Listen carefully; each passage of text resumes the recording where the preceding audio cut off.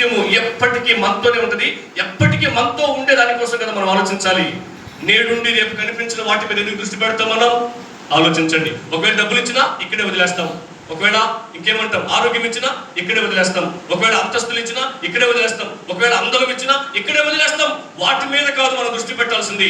యేసు ప్రభు ఏమిస్తాడో తెలిస్తే అందుకోసమే వస్తాం, దాని మీద దృష్టి పెడతాం, దానికోసమే ప్రార్థన చేస్తాం, దాని మీద పాటలు రాస్తాం, దాని మీద పాటలు రాసిన పాటలే పాడుతాం, దాని గురించి బైబిల్ని స్టడీ చేస్తాం. ఓకే, అందుకోసమే ఉన్నాడు యేసు ప్రభు.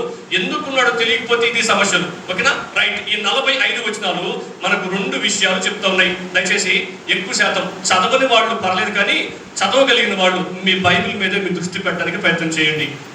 అర్థమైందండి? బైబిల్ చూస్తూ మన వాక్యం నేర్చుకోవాలి, అలా అలవాటు చేసుకోవాలి. ఓకేనా, రైట్. ఈ 45 వచనాలు మనకు 2 ప్రాముఖ్యమైన విషయాలు చెప్తున్నాయి.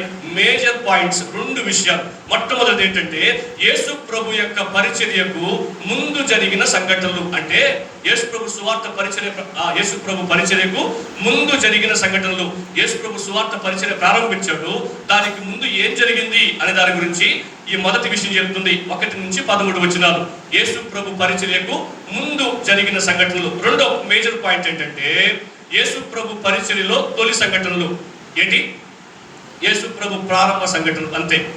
యేసు ప్రభు పరిచర్య ప్రారంభించడానికి ముందేం జరిగింది, యేసు ప్రభు పరిచర్య ప్రారంభించినప్పుడు ప్రారంభంలో ఏం జరిగింది అనేది ఈ 45 వచనాలు.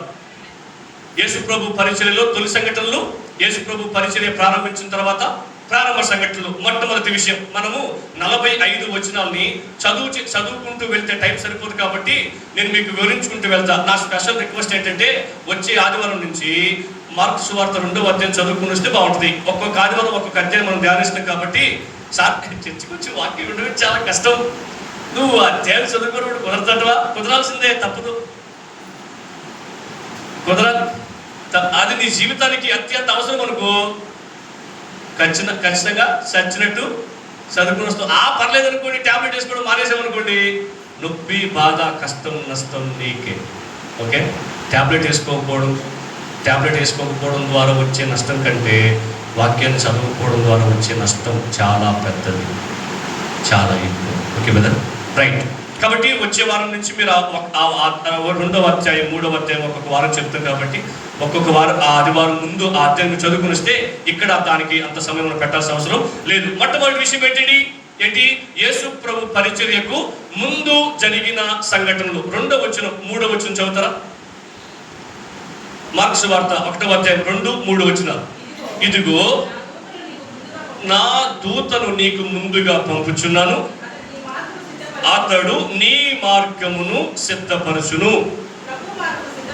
ప్రభువు మార్గము సిద్ధపరచుడి, ఆయన త్రోవను సరళము చేయుడి అని అరణ్యములో కేక వేయుచున్న ఒకని శబ్దము అని ప్రవక్త అయిన యెషయా చేత వ్రాయబడినట్లు. సో యేసుక్రీస్తు ప్రభు యొక్క సువార్త పరిచర్యకు ముందు జరిగిన సంగతి ఏంటంటే బాప్తిస్మం ఇచ్చు యోహాను గురించి నా ప్రస్తావన అక్కడ ఉంది.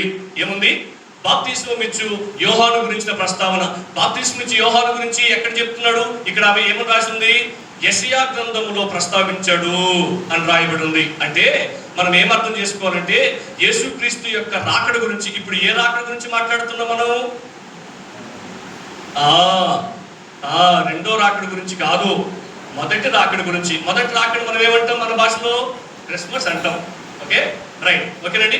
ఇక్కడ యేసుక్రీస్తు యొక్క జన్మకు సంబంధించిన విషయాలు ప్రారంభంలో ఏం ప్రస్తావించలా. ఎందుకని ప్రస్తావించలేదు? మార్కు అనే వ్యక్తి అన్యజనులకు ఈ పుస్తకాన్ని అనగా మార్కు సువార్తను రాశాడు కాబట్టి డైరెక్ట్ గా సువార్తని స్టార్ట్ చేసేసాడు 1వ అధ్యాయం నుంచి. ఎందుకు మనం ఈ పుస్తకాన్ని ఎంచుకున్నాం 4 సువార్తల్లో అంటే మనం కూడా అన్యజనుల్లో నుంచి రక్షింపబడిన వారము కాబట్టి మనకు చాలా దగ్గరగా కనెక్ట్ అవుతుంది ఈ పుస్తకం. అర్థమవుతుందండి? మత్తయి సువార్త కంటే, లూకా సువార్త కంటే మార్కు సువార్త చాలా త్వరగా మనకందరికి కూడా కనెక్ట్ అవుతుంది. అందుకనే మార్కు సువార్తని మనం ఎంచుకోవడం జరిగింది. అక్కడ ఏం చెప్తున్నాడు? పాత నిబంధన సాక్ష్యాలు తీసుకొచ్చాడు. పాత నిబంధన సాక్ష్యాలు ఏమేంటి? మలాకి గ్రంథం 3వ అధ్యాయం 1వ వచనంలో చదువుతారా? మలాకి గ్రంథం 3వ అధ్యాయం 1వ వచనం చదవండి ఒకసారి. ఇదిగో నాకు ముందుగా మార్గము సిద్ధపరచుటకై నేను నా దూతని పంపుచున్నాను. అది ప్రవచనం. అక్కడ నెరవేర్పు ఎక్కడ జరిగింది? మార్కు సువార్త 1వ అధ్యాయం 2వ వచనంలో ఈ మాట నెరవేర్చబడినట్లుగా మనం చూస్తాం. ఎవరి జీవితంలో? చాలా మంది నాకు ముందుగా మార్గాన్ని సిద్ధపరిచే నా దూతను పంపుతున్నాను అంటే ఈ మాటని ఎవరికి అప్లై చేశారంటే యేసుక్రీస్తు ప్రభుకి అప్లై చేశారు. ఇక్కడే రాయబడి ఉంది, అతను ప్రభు మార్గాన్ని సిద్ధపరుస్తాడని రాసింది. సో ప్రభు ఎవరు? యేసుక్రీస్తు. మరి అతను ప్రభు కాదు కదా. ఎవరు ఆయన? ఆయన ఎవరు అంటే బాప్తిస్మం ఇచ్చు యోహాను. బాప్తిస్మం ఇచ్చు యోహాను ఏం చేస్తున్నాడు? రాబోతున్న మెస్సియా. వాళ్ళ భాషలో, ఎవరి భాషలో? యూదుల భాషలో. మన భాషలో రక్షకుడు యేసుక్రీస్తు ప్రభు. రాబోతున్న యేసుక్రీస్తు ప్రభుని గురించి మార్గాన్ని, అంటే అర్థం ఏంటంటే మీకు సింపుల్. మన గ్రామానికి ఎమ్మెల్యే గారు వస్తున్నారు అనుకోండి. ఎమ్మెల్యే గారు వస్తున్నప్పుడు ఏం చేస్తారు? లోకల్ లీడర్స్ కానీ ప్రభుత్వ స్థానిక అధికారులు కానీ ఏం చేస్తారు? అన్ని ఏర్పాట్లు చేస్తారు. వాళ్ళు రావడం, మైక్ పట్టుకొని చెప్పాల్సిన ప్రసంగాన్ని చెప్పేస్తారు. అలాగే రక్షకుడైన యేసుక్రీస్తు ప్రభు ఈ లోకానికి రావడానికంటే ముందుగా బాప్తిస్మం ఇచ్చు యోహాను అనే వ్యక్తి ఈ భూమి మీదకి వచ్చి రక్షకుని రాకడకు మార్గాన్ని సరళం చేస్తున్నాడు.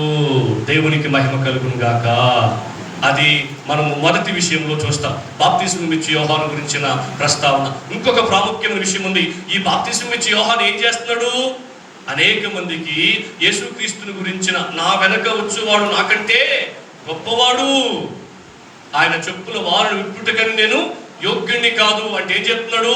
ఎవరి గురించి అయితే ప్రకటన చేయడానికి ఈయన పంపబడ్డాడో ఆయన గురించి చెప్తూ, ఇదిగో ఆయన రక్షకుడు కాబట్టి మీరేం చేయాలా? మీ పాపముల నిమిత్తమై మీరు పశ్చాత్తాపడండి. ఏం చేయమంటున్నాడు? పాపముల నిమిత్తమై పశ్చాత్తాపడండి అని చెప్పడం, ప్రకటన చేయడం మనం గమనిస్తాం. చదవండి, ఆయన ఏం చెప్తున్నాడో మనం ఒకసారి చూద్దాం. ఏం చెప్పాలనుకున్నాడు ఆయన? 4వ వచనం చదవండి. బాప్తిస్మం ఇచ్చు యోహాను అరణ్యములో ఉండి పాపక్షమాపణ నిమిత్తం మారు మనసు విషయమైన బాప్తిస్మం ప్రకటించుచూ వచ్చాను. ఏం చెప్పాడు సార్? పాపక్షమాపణ నిమిత్తం మారు మనసుకు సంబంధించిన బాప్తిస్మము ప్రకటించుచూ వచ్చాడు. సో ఏం చెప్పాలనుకున్నాడు ఆయన? యేసు ప్రభుని ఎందుకు నమ్ముకోవాలో స్టార్టింగ్ బాప్తిస్మం ఇచ్చి యోహానే చెప్పేశాడు. యేసుక్రీస్తు కూడా చెప్తున్నప్పుడు నెక్స్ట్ పాయింట్ లో మనం చూస్తాం. యేసుక్రీస్తు బాప్తిస్మం ఇచ్చి యోహాను ఏం చెప్తున్నాడు? ఆయన ఒక విషయాన్ని ప్రకటించడానికి వచ్చినాడు. ఏమని ప్రకటిస్తున్నాడంటే పాప క్షమాపణ నిమిత్తము మారు మనసు విషయమైన సువార్త ప్రకటించాడు. క్లారిటీ ఉంది వాళ్ళకి. మనకు కూడా 100 సంవత్సరాల క్రితం క్లారిటీ ఉంది. అందుకని ఆంధ్రకేశ్వర కీర్తనలు అంత మంచి పాటలు. ఈరోజు ఆ 4 పాటలు నన్ను ఎంతగానో ప్రభావితం చేసి ఆ పాటలు మీతో కలిసి పాడుతున్నప్పుడు నేను లోపల ప్రభుని ఎంతగానో స్తుతించా. ఎందుకు తెలుసా అండి? సువార్త అంత స్పష్టంగా ఆ వచనాల్లో ప్రతి పదం అద్భుతం. అసలు ఆ సేవకు 100 సంవత్సరాల క్రితం ఆ పాటలు వాళ్ళని రాయగలిగారంటే వాళ్ళకి సువార్త విషయమైన క్లారిటీ, స్పష్టత అంత అద్భుతంగా ఉంది. మరి ఎందుకు నేటి దినాలలో సువార్త అంతా కలిపి చెరపబడిపోయింది, గందరగోళం అయిపోయింది, అంటే మిక్సింగ్ అయిపోయింది అంటే చాలా మందికి సువార్త అంటే ఏంటో అర్థం కాలేదు. అందుకనే దాని మీదే ప్రార్థనలు వచ్చేసినాయి, దాని మీదే పాటలు వచ్చేసినాయి. మీకు చెప్పనా, ఈ రోజుల్లో పాటలు ఎట్లున్నాయి? ఆ పాటలు చూస్తే అద్భుతంగా ఉన్నాయి. ఈ రోజు పాటలు ఎట్లున్నాయి? నువ్వు లేకపోతే నేను, నువ్వు లేకపోతే నేను చచ్చిపోతా, దూకేస్తా. ఏ పాటలు ఇయ్యే? నేను అన్నందరూ అలిగి పొందుకుంటా, నీతో మాట్లాడు, నీకు ఆయన రాదు. ఏది అండి? ఏ లాంగ్వేజ్ అసలు? యేసు ప్రభుతో మాట్లాడే లాంగ్వేజ్ అది. ఎందుకు వచ్చినాయి ఆ లాంగ్వేజ్? నాకు ఎవరు లేరు, నేను ఇంటి మీద పిచ్చికిలా కూర్చో ఉంటా. ఎంతమంది ఉంటే పిచ్చికిలా కూర్చో ఉంటాడు మీద? మనం పిచ్చికిలం కాదు కదా. అంటే ఎందుకు మీకు ఈ ఉదాహరణ చెప్పిన తెలుసు? ఈ రోజుల్లో పాటలు ఎందుకు అలా కలుషితం అయిపోయినాయి అని అంటే వాళ్ళకి సువార్త పట్ల సరైన అవగాహన లేకపోవడం. ఇక్కడ చూడండి, బాప్తిస్మం ఇచ్చు యోహాను నేను ఏం చెప్పాలనుకున్నానంటే, అదిగో ఆ దేవుడు నన్ను ఎందుకు పంపించాడంటే పాప క్షమాపణ నిమిత్తం మారు మనసు విషయమైన బాప్తిస్మం. బాప్తిస్మం అనే పదాన్ని హైలైట్ చేయడానికి ముందుగా ఆయన 2 పదాలు